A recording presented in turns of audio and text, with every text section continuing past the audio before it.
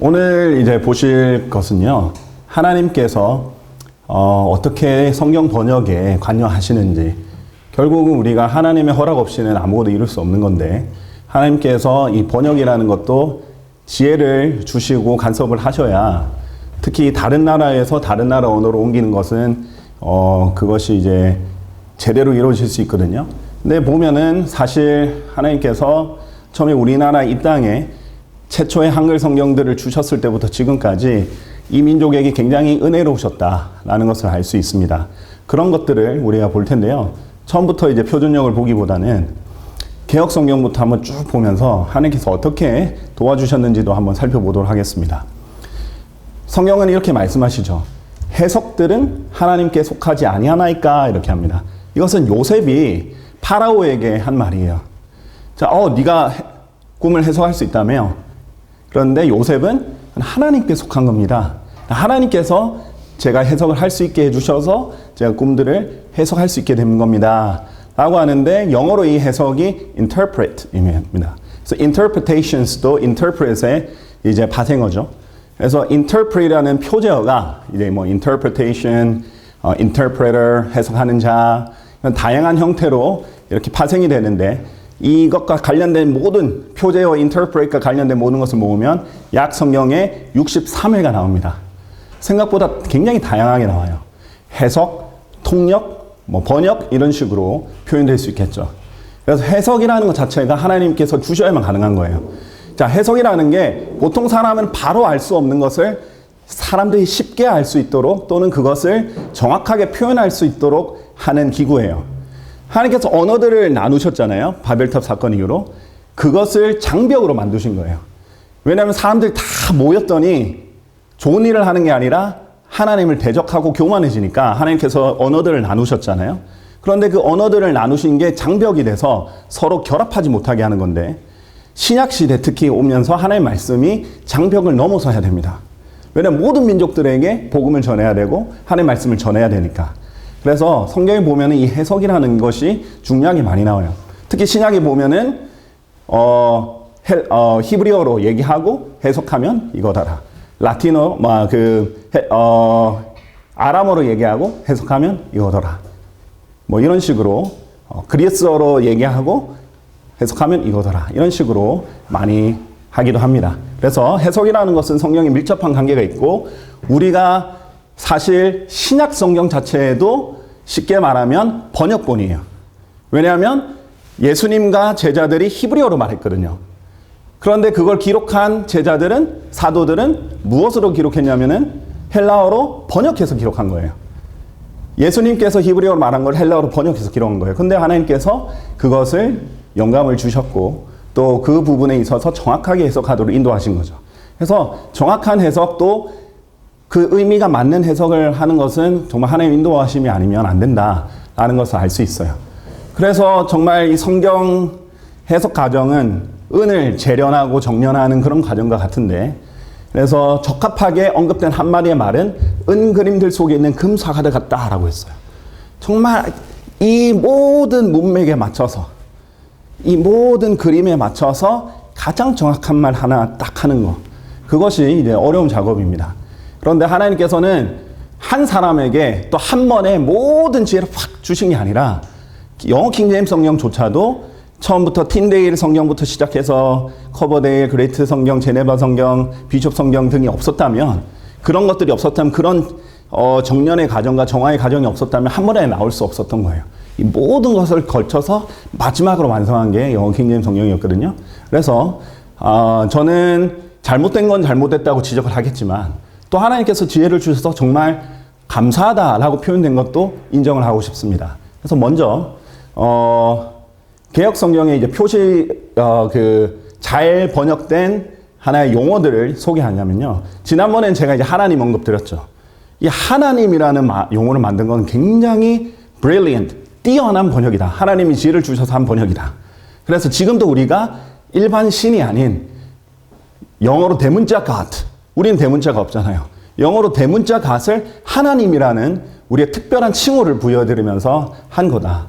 난 너무 감사하다라는 생각이 들고요. 그리고 유일하신 분이라는 게 이름 자체에 들어가 있잖아요. 일반 신들, 특히 우리나라는 귀신들을 신이라고, 귀신 신자라고 하기 때문에 그런 것과 구별하는 하나님이다. 한 좋은 용어가 있었다면요.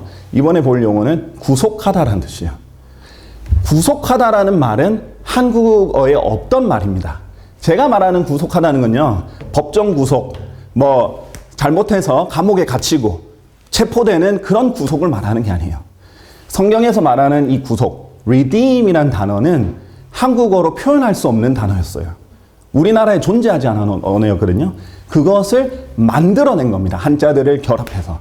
그런데 그런 만들어낸 구속이라는 용어를 개혁성경의 전신인 성경전서부터 사용하지 않았다면, 그래서 개혁성경에서 이어져서 사용하지 않았다면 우리 이것을 마땅히 표현할 방법이 없었을 거예요. 그래서 너무 감사한 단어 중에 하나가 구속하다예요. 자, 왜 그런지 제가 알려드릴게요. 자, 일단은 간단하게 설명할게요. redeem이라는 구속 단어는요, 제가 이제 다른 걸로 이제 보여드릴 수 있지만은,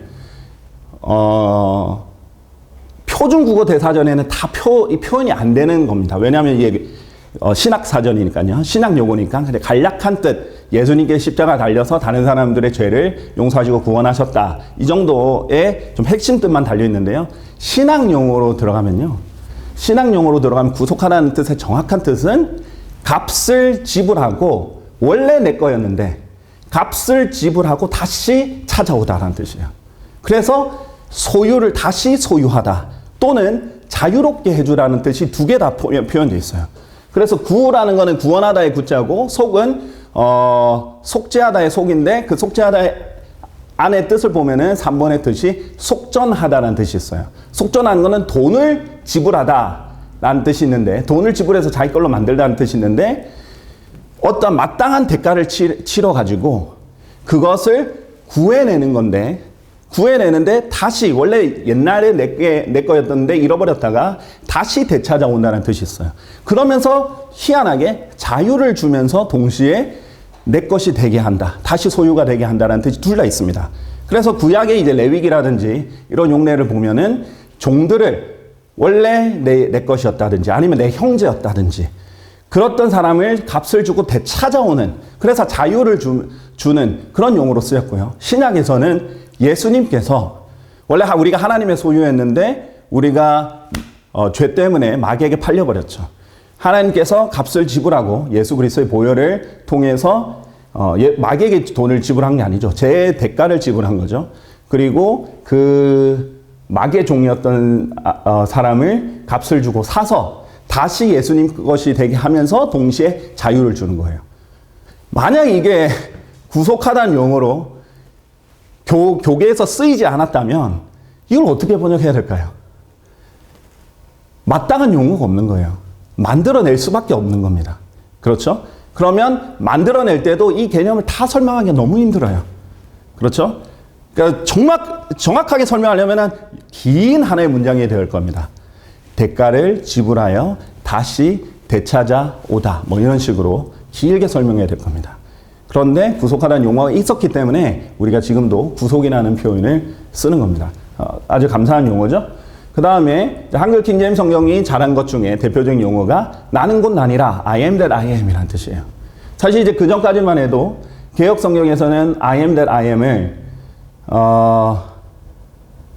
제가 개혁 성경은 안 넣었네요. 자, 개혁 성경에서는 I am that I am, 나는 곧 나니라를 나는 스스로 있는 자니라 라고 했어요. 그리고 안타깝게도 흔정역도 거의 같은 번역을 합니다. 나는 곧 스스로 존재하는 이다, 이런 식으로 했더라고요. 그런데 중요한 거는 물론 비동사 자체에 존재라는 뜻이 있어요. 하지만 그것이 여기서 주가 아니라는 겁니다. 여기서 주는 난 나다. 그러니까 하나님을 어떻게 표현하느냐? 하나님을 자기 자신으로 표현하는 것 외에는 더 좋은 표현이 없는 겁니다. 나는 나야. 그런데 난 곧 나니라 라는 표현으로 현재형이기 때문에 현재형 자체가 항상 있다라는 뜻이에요. 예를 들면 나는 매일 우유를 마신다. 현재형이죠. 그러면은 지금 당장 마시고 있다는 게 아니에요. 지금 안 하더라도 정기적으로 꾸준히 한다. 해는 서쪽에서 떠오르지 않죠. 해는 동쪽에서 떠오른다. 라고 하면은 지금 떠오르는 중이 아니더라도 항상 떠오르는 거예요. 해는 동쪽에서. 그렇죠? 그런 것과 마찬가지로 현재형 자체는 늘 지속되는 의미가 존재하기 때문에 나는 곧 나니라 라는 표현은 지금까지 개역 성경이나 다른 성경에서 볼 수 없었던 굉장히 정확한 표현, 영어와 함께 그 의미를 제대로 살려주는 표현이라고 할 수 있습니다. 자, 이런 표현이 있기 때문에 나중에 예수님과도 연관할 수 있어요. 예수님이 I am이라는 표현을 자주 쓰세요. 이 사람이 누굽니까? 이 사람이 그겁니까? 이렇게 했을 때 일부러 그가 나니라. 그래서 나니라 이 부분을 살리십니다. 그리고 나는 뭐뭐다 이런 표현을 많이 쓰는데요. 예를 들면 나는 그 생명의 빵이라. I am that bread of life. 그러니까 예수님의 I am that I am, 하나님의 I am that I am은 또 어떤 특징이냐면 I am 다음에 갖다 붙이면 다 하나님이 되는 거예요. 나는 생명의 빵이라. 나는 빛이라. 나는 길이라.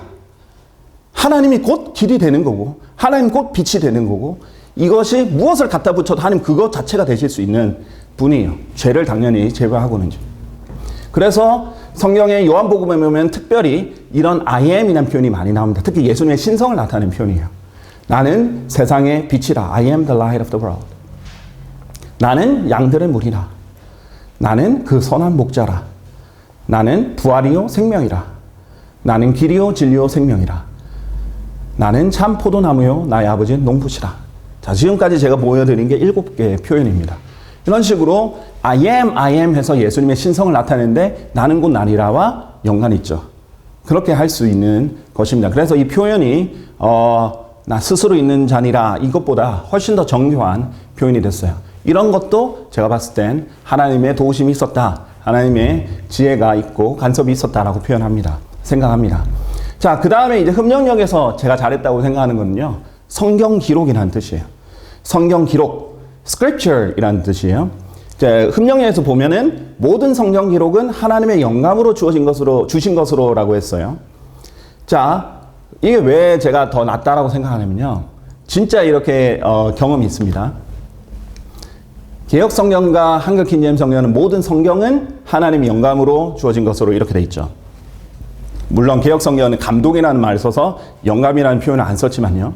어쨌든 모든 성경은 하나님의 영감으로 주어진 것으로라고 하면 그것을 본 사람이 실제로 저는 그렇게 질문한 사람 만났어요. 그래서 제가 대답도 했는데요.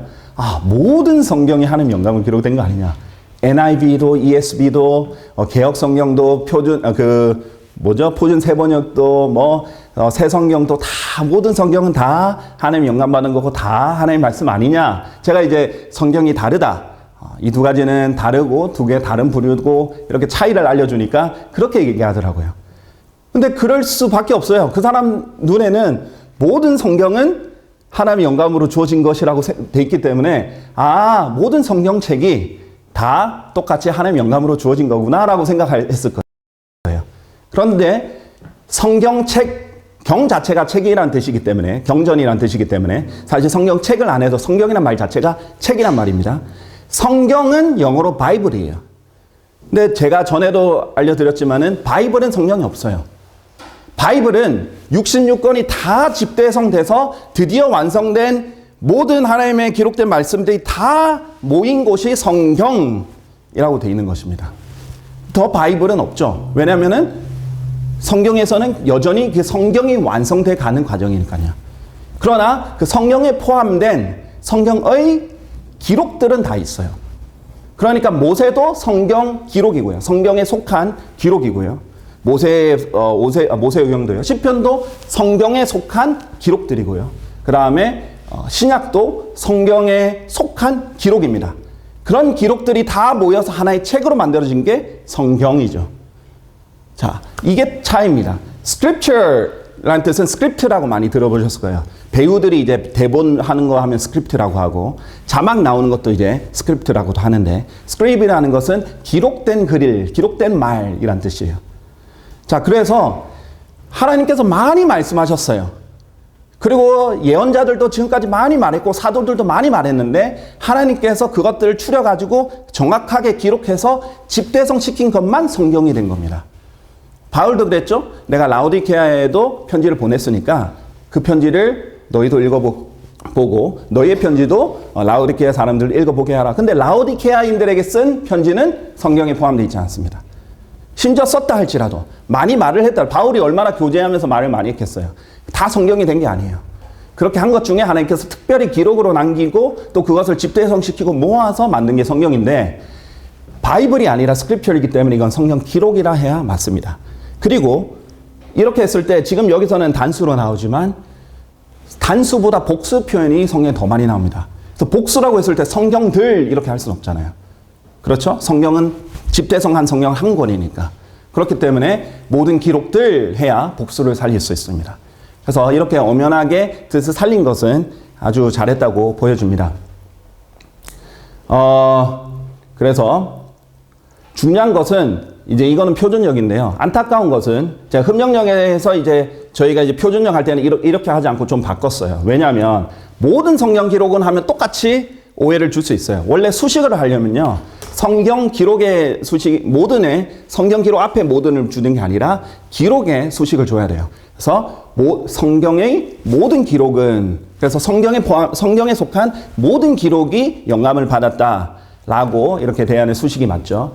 이것도 이제 표준역인데요. 이거는 표준역인데 디모데 3장 15절의 수식을 보면 성경의 거룩한 기록들을 알았으니라고 돼 있죠. 수식을 거룩한 성경의 기록들을 알았으니라고 안 했어요. 이제 흡력역에 보면 안타깝게도 거룩한 성경의 기록들이라고 돼 있습니다. 자, 그럼 무슨 문제가 생기느냐? 성경의 성자 자체가 거룩한이란 뜻이에요. 여러분 그런 말 들어보셨어요? 역전 하면은 역 앞이란 뜻이죠. 근데 하도 사람들이 이제 역전을 쓰니까 한 단어가 돼버렸어요. 그래서 사람들이 역전 앞에서 만나자라고 하면은 비문입니다. 왜냐면은 앞이 두 번이 된 거예요, 사실. 역전 앞이라는 말은 비문이에요. 역전 자체가 역 앞이란 뜻입니다. 마찬가지로 성경 자체가 거룩한 책, 거룩한 경전의 뜻인데 거룩한 경전의 기록들 이렇게 되는 거예요. 그래서 성경의 거룩한 기록들 이런 식으로 수식은 기록으로 잡아야 돼요. 모든도 마찬가지고. 하지만 어쨌든 성경 기록이라는 것을 시도를 했다는 것, 그 자체만으로도 하나님께서 그렇게 인도하심이 있었다라고 생각하고 지혜를 주셨다라고 생각합니다. 자, 그러면 오늘 제가 설명드릴 것도 그럼 하나님께서 표준역에도 어떤 도우심을 주셨는가, 어떤 번역들이 나오게 하셨는가 한번 살펴보겠습니다. 제가 아는 한 시중에 나와 있는 한국 성경들 중에 자유의지란 단어가 있는 성경은 표준역밖에 없습니다. 자유의지는 너무나 중요한 말이에요. 이 자유의지라는 말 때문에 사실은 교계가 몇백 년 동안 싸웠을 정도예요. 특히 칼빈주의자들이랑 알미니안주의자들이 서로 싸웠을 때 자유의지의 여부를 놓고 칼빈주의자들은 하나님께서 무조건 모든 것을 정하셨다. 자유의지는 거기에 종속되는 거고 하나님 정하신 거 벗어날 수 없다라는 거고 알미니안주의자들은 이 부분에 있어서는 아니다. 하나님께서는 자유의지를 주셨고 자유의지를 존중하신다. 그 자유의지 안에서 하나님의 뜻을 이루시는 거지 모든 것을 이렇게 행동하도록 정해놓은 게 아니다. 이걸 가지고 엄청 싸웠죠. 몇백 년 동안. 그런데 한국 성경에서는 이 자유의지란 말이 없어서 이것을 성경적으로 증명하는데 힘이 들었어요.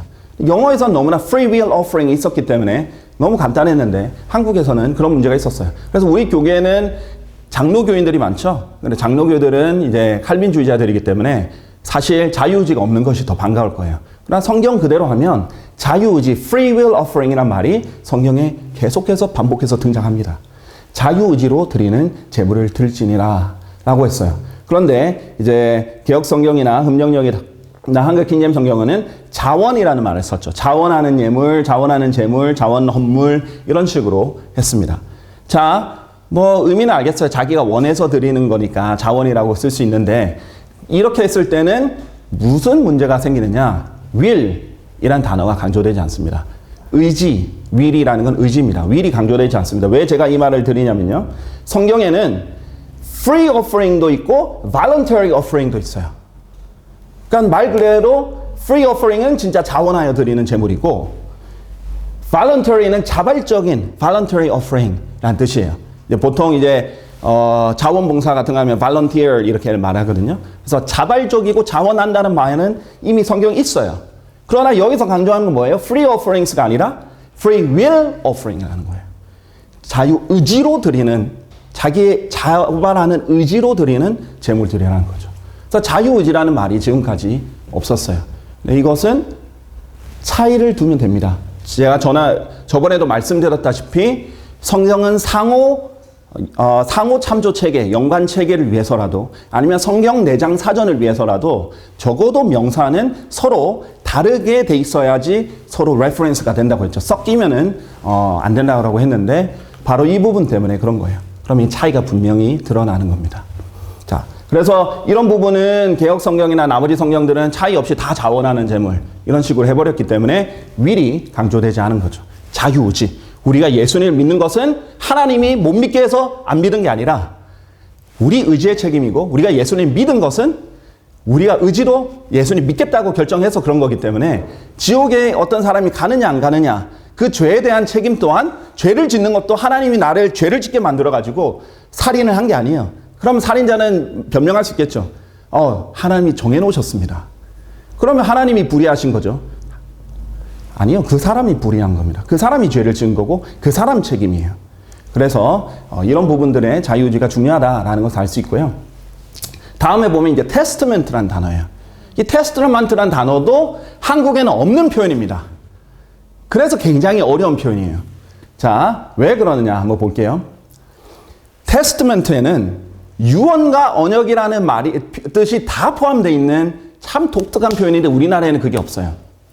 그래서 히브리서 9장 15절에는 이는 유언의 언약이 있는 곳에는 그 유언자의 죽음 또한 필수적으로 있어야 하기 때문이라 라고 했어요. 자, 영어에서는 언약이라고 표현되는 covenant가 있습니다. covenant는 말 그대로 말로 맺은 약속이에요. covenant, 언약. 그런데 testament는 언약의 요소가 있는데 독특한 것은 그 언약을 맺은 그 유언을 낸 유언자의 죽음이 있어야만 유언으로서 발휘되는 언약이에요. 근데 이것을 표현할 길이 없어요. 이거를 한 단어로 표현할 게 없어요. 우리나라에는 그 단어가 없거든요. 자, 그러면 번역할 때 단어가 없는 건 어떻게 해야 되느냐? 부연 설명이 필요하죠. 수식이 필요합니다. 그것이 유언의 언약입니다. 자, 보면은 웹스터 사전을 보면요. 제가 이제 간단하게 이 부분만 하면은 이것이 이제 유언을 할 때 자기의 정말 엄숙한 진실된 자기가 서명한 자기의 유언이에요. 자, 그런데 by which a person declares his will, 의지죠. 자기 유언을 declare 하는데 as to the disposal of his estate and effects after his death. after his death. 자기의 죽음 후에 살아있을 때는 아무리 유언을 남겨도 효력이 없죠. 자기는 죽은 뒤에 효력이 발생하는 유언이라는 개념인데요. 자, 여기 이제 안 적혀 있네요. 제가 이제 여러분이 찾게 이제 두시면은 뭐가 있냐면 옥스퍼드도 그렇고 캠브리지 이런 부분들도 그렇고 이 부분은 죽음 뒤에 발효되는 유언이라는 의미가 있습니다. 뿐만 아니라 커버넌트의 의미도 있어요. 언약이라는 의미도 있습니다. 그래서 영어 영영 사전들을 보면은 테스트멘트에 둘 다 의미가 있다는 걸 알 거예요. 자, 그럼 표준 국어 대사전에는 무슨 뜻이 있느냐? 유언이란 말은 말 그대로 죽음에 이르러 말을 남긴 또는 그 말 이런 거예요. 우리가 알다시피 마지막으로 유언에 남겼다. 그렇죠? 그리고 언약은 말로 약속함이에요. 근데 이거는 언약은 커버넌트가 있죠. 근데 성경에서는 커버넌트와 테스트멘트를 분리해야 될 아주 중요한 요소가 생깁니다. 왜냐하면 성경에는 7개가 넘는 주요 7개의 언약들이 있어요. 그 언약들을 통해서 시대들이 달라집니다. 그런데 테스트멘트, 유언의 언약은 단 2개밖에 없어요. 구약, 신약. 영어로 뭐죠? Old Testament, New Testament. Old Covenant, New Covenant가 아닙니다. Old Testament, New Testament 2개밖에 없어요. 그것으로 신약과 구약이 나눠지는 거예요. 동물의 피를 흘려서 하나님께서 언약을 맺었느냐? 구약. 예수 그리스도의 피로 맺은 언약이냐? 신약. 이것이 확 달라지는 게 테스트먼트입니다. 커버넌트가 아니라. 왜냐하면 커버넌트는 모세의 언약, 다윗의 언약, 아브라함의 언약, 다양한 언약들이 있어요. 그걸 통해서 하나님께서 다양한 시대들을 나눠서 또 경륜적으로 다루시는 거죠. 그러나 테스트먼트는 딱 2개밖에 없습니다. 이거는 죽음이라는 것이 성경에서 강조되어 있기 때문에 이것이 표현되어야 돼요. 그럼 유언의 언약 이렇게 할 수 있겠죠.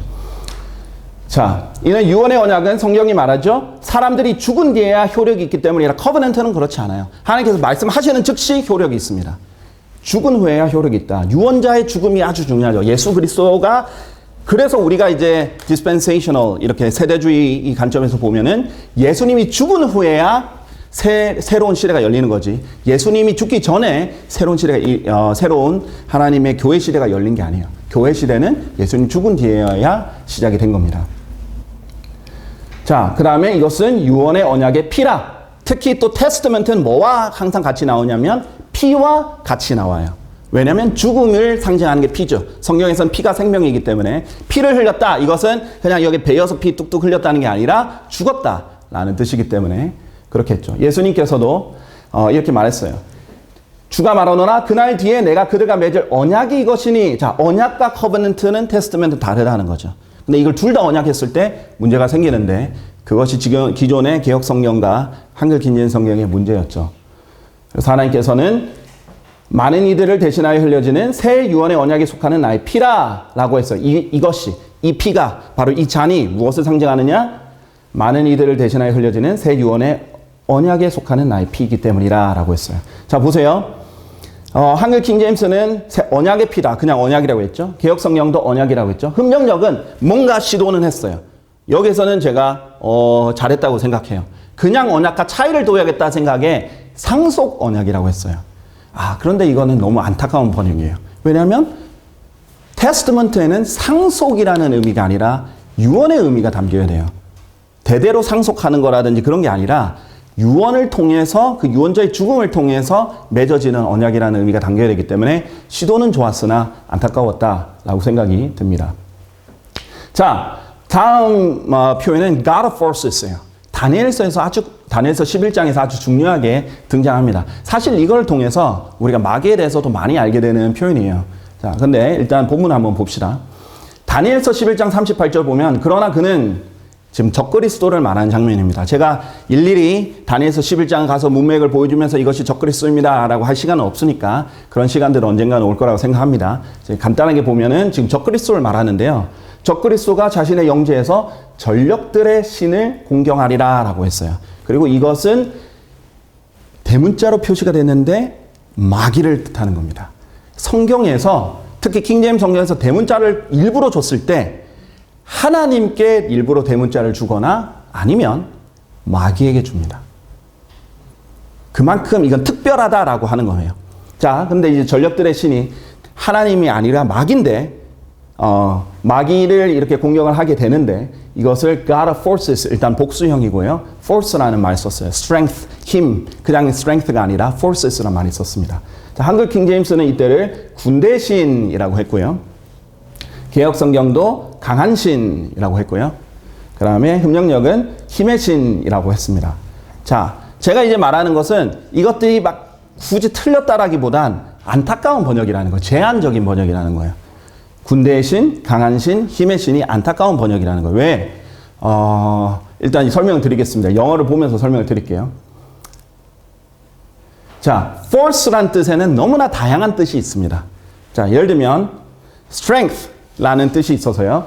말 그대로 힘 그 자체를 말하기도 합니다. 그런데 어떤 힘이냐? Active power, vigor, might, energy that may be exerted. 그냥 힘이 아니라 물리력이에요. 물리력. 이것이 신체에 속한 힘이 될 수도 있고 아니면 물리학에서 말하는 그 말 그대로 물리적인 힘 그 자체를 말할 수 있습니다. 그냥 힘보다는 물리력 그것을 더 강조한 거고요. 또 violence, 그냥 일반 힘이 아니라 폭력에도 관련이 있어요. 근데 이제 이 폭력이라는 것은 어떤 것과 결국은 연관이 되냐면요. strength or power for war, 전쟁을 위한 힘과도 관련이 있어요. 그래서 이 힘이 단순히 신체의 힘이 넘어서 어떤 물리력 그리고 전쟁을 할 때 쓰는 힘 이런 것들이 다 포함이 되어 있는 거죠. 자, 옥스포드 사전에 보면요. 또 단계로 나눕니다. force 하면 military force 이렇게 군대의 힘, 전력 이런 뜻으로 표현될 수 있겠죠. 근데 이 military 그래서 지금 미국도 공군을 air force라고 합니다.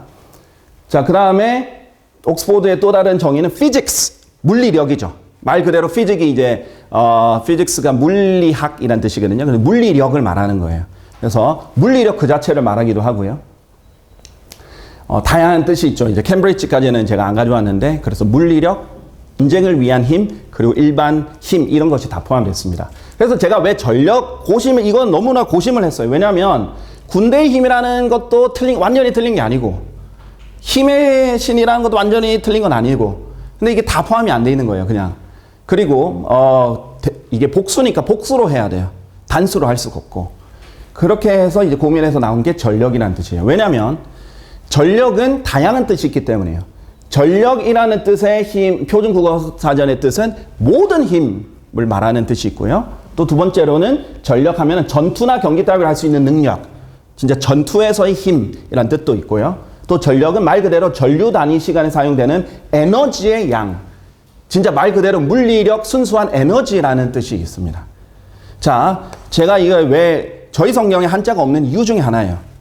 자, 한자를 넣으면 하나의 뜻으로 국한을 시켜버립니다. 그런데 영어에서 보면 한 단어가 너무나 많은 뜻을 가진 경우가 있죠. 그런데 한글은 한자를 써버리면 그 가능성을 제한시켜버리는 거예요. 자, 한국말로 배 하면은 타는 배가 됐고 먹는 배가 될 수도 있고 신체 일부가 될 수도 있어요. 영어에도 어떤 단어들은 한 단어에 서로 다른 뜻을 가지고 있을 때가 있어요. 근데 그걸 통해서 하나님께서 조명이나 계시를 둘 때가 있는데 한글로 전력하면 이 세 가지를 다 감당할 수 있습니다. 한자로 제한만 시키지 않는다면. 왜 영어도 그렇게 많은데 그런 단어들이 많은데 한국은 왜 그런 말을 못 쓰겠어요? 그러면 이 모든 것이 가능할 수 있는데 왜 이게 중요하냐? 실제로 이제 아까 11장인데 11장의 문맥에 보면요. 10절에 보면요. 흡령력 아까 전에 힘의 신이라고 했잖아요. 근데 11장 10절에 흡령력을 보면요. 여기서는 큰 군대의 무리라고 했어요. 똑같이 forces 거든요. 똑같은 forces를 가지고 같은 장에 있는 forces를 가지고 여기서는 큰 군대의 무리라고 했고 큰 군대라고 했고 아까 11장 앞구절 38절에 보면은 힘의 신이라고 했죠. 그러면 이제 문맥이 파괴가 되는 거예요. 문맥과 함께 가는 거거든요. 그러니까 분명히 여기 문맥을 보면 군대라는 의미는 있어요. 전력, 그러니까 군대를 위한 힘, 군대의 힘 이런 것들의 뜻이 있습니다. 그런데 거의 막 국한되는 게 아니라 진짜 물리력 그 자체, 힘 그 자체의 의미도 있기 때문에 그걸 다 살리는 것이 필요해요. 자, 그렇게 했을 때 우리가 받을 수 있는 계시는 뭐냐? 전력들의 시리를 했을 때 마귀는 전쟁을 주관하는 자구나. 물론 전체적으로 온 우주는 하나님 주관하시지만 하나님께서 죽음의 권세를 마귀에게 주셨듯이 전쟁을 일으키는 자고 전쟁을 획책하는 자고 전쟁의 신이기도 하구나. 그리고 전쟁을 하는데 막 무기를 만들어내서 살상 무기를 만들어내게 핵폭탄 만들어내고 이러는 것이 김정은이 핵폭탄 개발하고 이런 것이 마귀의 영이구나. 뿐만 아니라 이 전력에는 에너지, 말 그대로 물리력 그 자체도 되는 거예요. 그래서 실제로 지금 들어서 이 force라는 말은 전기장, 전기의 힘 자체를 많이 말합니다. 그래서 우리가 알 수 있는 것은 우리가 지금 이 마지막 때에 이렇게 발전이 되면서 거의 모든 것을 전기의 힘으로 써요. 그랬을 때 그 전기의 힘에는 사실 마귀가 관여할 수 있는 것이 많이 있다라는 것을 알 수 있어요.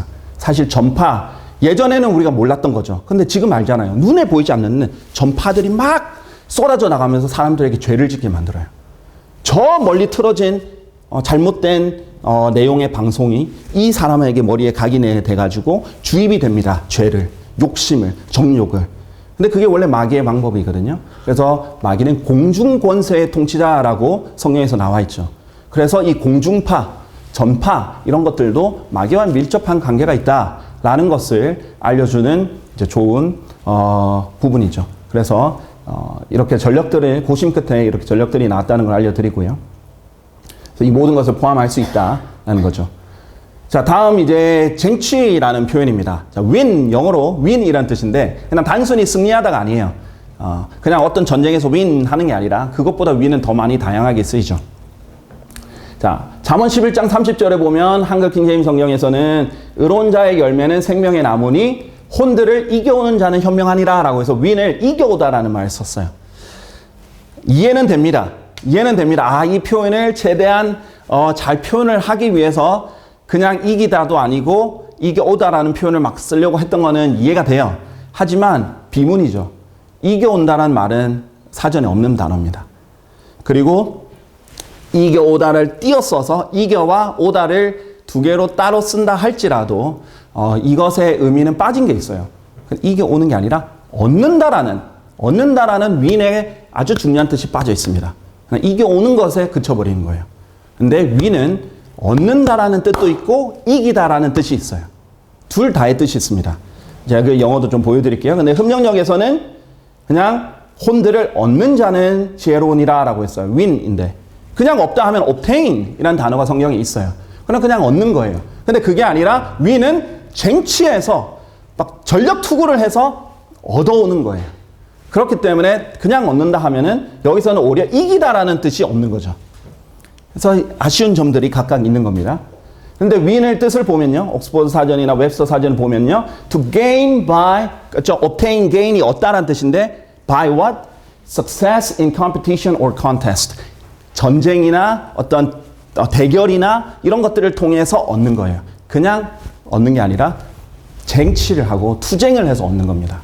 자, 그리고 옥스퍼드도 to get something as a result of a competition, race, election 이런 것들이죠. 그러니까 뭐 경쟁이나 선거나 어떤 경주나 이런 것들을 통해서 얻는 거예요.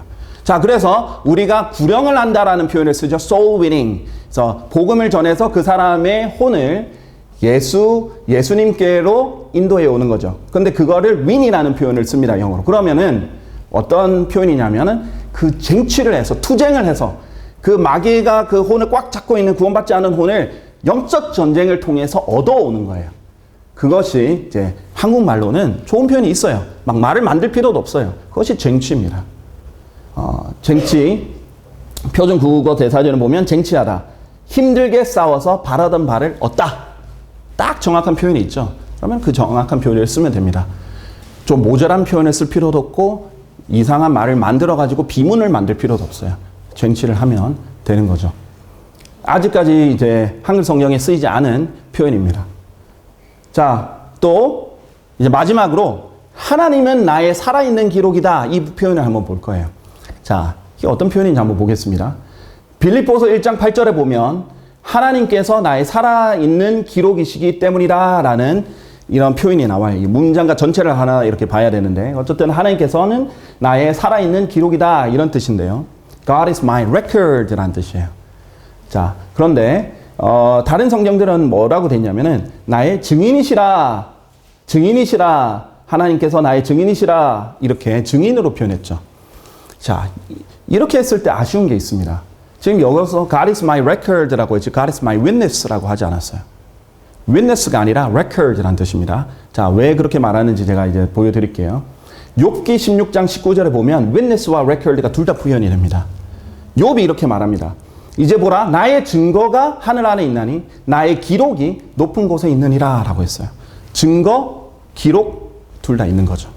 그런데 중요한 것은 witness는 증거, 증인, 그러니까 사물과 사람 둘 다에게 쓸 수 있는 단어예요. 그래서 witness는 문맥에 따라 사람에게 확실히 쓰였을 때는 증인이고요. 포괄적인 용어로 쓰였을 때는 증거라고 쓸 수 있어요. 왜냐하면 증거에는 인적 증거, 그 다음에 어떤 사물적 증거, 정황 증거 이런 다양한 증거들이 포함되어 있거든요. 그래서 인적 증거, 사람도 증거에 포함되어 있어요. 근데 어쨌든 witness는 사람도 될 수 있지만 record는 사람이 될 수 없습니다. 사물, 기록 그 자체에만 쓰일 수 있는 거예요. 그래서 두 단어는 유의어예요. 증거라는 뜻에서 기록이라 증거라는 뜻에서 유의어지만 동의어는 아니에요. 이것이 이제 욥기뿐만 아니라 시가서에 자주 나오는 표현이거든요. 두 개의 비슷한 뜻을 가지고 서로의 뜻을 보완해주면서 두 번 언급하는 거예요. 자, record에는 사람이라는 의미가 없다. 기록 그 자체이다. 라는 뜻인데 제가 영어를 이제 못 보여드려서 그런데 영어 사전에 보면요. record itself 또는 이거는 그 writing, 그 기록물 그 자체만을 말한다라고 되어 있어요. 사람을 의미하는 게 없습니다. 자, 그러면 이것이 왜 하나님은 나의 살아있는 기록이다라는 표현이 왜 중요하냐? 지금 하나님을 기록 그 자체로 한 거예요. 기록자가 아니에요. recorder이 아니에요. recorder이라는 뜻은 성경에 나와 있어요. 예를 들면 에스라 같은 경우에도 기록자였죠. 근데 기록자라고 말하는 게 아니라 기록 그 자체라는 겁니다. 자, record, 기록 그 자체인데요. 그럼 뭐와 관련이냐면은 하나님께서는 자기를 문자로 동일시하는 거 아세요? 예수님께서 이렇게 말씀하십니다. 나는 알파와 오메가요. 알파와 오메가 뭡니까? 헬라어의 첫 글자와 마지막 글자입니다. 알파벳이죠. 헬라어의 알파벳인데 알파가 A이고요. 오메가가 마지막 단어. 영어로 붙이면 Z와 같은 거죠. 그래서 첫 글자부터 마지막 글자까지 알파와 오메가. 단순히 나는 시작과 끝이라 라고 하실 수도 있는데 여기서는 특별히 알파와 오메가다 라고 해서 자기를 글자로 형성하셨어요. 자, 뿐만 아니라 요한복음 1장 1절에 뭐라고 했죠? 태초에 말씀이 계셨느니라. 그리고 그 말씀이 하나님과 함께 계셨으니 그 말씀은 하나님이셨느니라 라고 했어요. 말씀이 하나님이셨어요. 그냥 하나님께서 자기를 말씀이라고 하신 거예요. 그리고 우리가 요한복음 문맥에 보면 이분이 육신으로 나타나신 분이 예수님이잖아요. 그리고 예수님이 말씀하시기를 나는 알파와 오메가요 라고 자기를 글자와 기록에 연관을 시켰어요. 그런데 이것이 중요한 게 뭐냐면 성경에서는 하나님께서 자신을 성경 기록 그 자체와 연관을 시키는 장면이 자주 등장합니다. 히브리서 4장 12절은 하나님의 말씀을 의인화시켰어요. 근데 단순히 의인화가 아니라 진짜 하나님의 말씀은 살아있어요. 그래서 살아있고 권능이 있고 어떤 양날검보다 더 예리하여 혼과 영 그리고 관절들과 골수들을 찔러 가르기까지 하고 마음의 사고들과 의도들의 분별자이기 때문이라고 했어요. 근데 제가 이제 분별자라고 했죠. 영어로 discerner. 그냥 분별하시느니라가 아니에요. 개혁성경이나 한글 킹제임스 같은 경우에는 분별하시느니라 했는데 그게 아니에요. 분별자, 분별하는 분 이런 표현으로 돼야 돼요. 그래서 하나님의 말씀은 분별자예요. 살아있는 거, 인격체예요. 자, 뿐만 아니라 로마서 9장 17절을 보면 성경 기록을 의인화해서 하나님과 동일시합니다. 이는 성경 기록이 파라오에게 말씀하시기를 이렇게 쭉 얘기했어요. 근데 잠깐 성경 기록이 파라오에게 말씀하셨다? 지금 모세가 파라오한테 얘기하는 거거든요. 하나님께서 모세를 통해서 파라오에게 얘기하는데 그때 모세오경에 안 적혔어요. 아직 모세가 기록을 하기도 전입니다. 기록이 되기도 전에 이 성경 기록이 말을 했다는 거예요. 아직 기록도 되기도 전에. 하나님께서 말씀하신 건데 성경 기록이 말했다라고 돼 있어요. 우리 인간의 시간 타임라인을 보면은 성경 기록은 나중에 이루어진 거지만 하나님 시간표에서 보면은 이미 하나님 말씀하셨을 때 그것은 성경 기록이에요. 왜? 하나님 자체가 기록이시니까. 하나님 자체가 모든 것을 기록하시는 분일 뿐만 아니라 그 자체가 기록이세요. 하나님이 모든 것을 보고 계세요. 하나님 자체가 CCTV예요. 주의 눈들은 온 세상에 있다고 했거든요. 온 우주에 가득해요. 하나님 자체가 기록이에요. CCTV예요. 하나님이 말씀하셨으면 기록이 말한 거예요. 이렇게 연관이 있는 겁니다. 갈라디아서도 이 성경 기록이 아브라함한테 얘기했는데 그때는 아직 성경에 한 권도 기록 안 됐을 때예요. 욥기조차도 기록 안 됐을 때입니다. 그런데 하나님이 아브라함에게 말씀하신 것을 성경에 아직 하나도 기록 안 됐을 텐데 성경 기록이 미리 보고 복음을 선포하며 말씀하시기를 하셨느니라 하셨어요. 이것은 하나님 자기를 성경 기록과 동일시했기 때문이에요. 그래서 하나님은 나의 기록이시라 이렇게 하면 무슨 의미가 되냐면 하나님 자체가 나의 기록이 되신다라는 겁니다. 기록자도 아니고 증인도 아니고 기록 그 자체가 되시는 거죠. 이제 이 외에도 여러 가지가 있을 수 있습니다. 저희가 또 다음 시리즈들 또 다른 부분들을 알려드리겠습니다. 정말 중요한 것은 하나님께서 번역을 하게 하시고 해석을 하게 하실 때 하나님께서 도와주시지 않으면 안 된다. 그래서 저는 그런 의미에서 모든 성경 번역자는 존경을 받아야 마땅하다라고 하고 생각하고 다 어마어마한 노력을 했을 거라고 생각합니다. 다만 정직성에 있어서나 신실함에 있어서는 그 사람들이 그 결과물에 대해서 책임은 져야 될 겁니다. 자, 그러면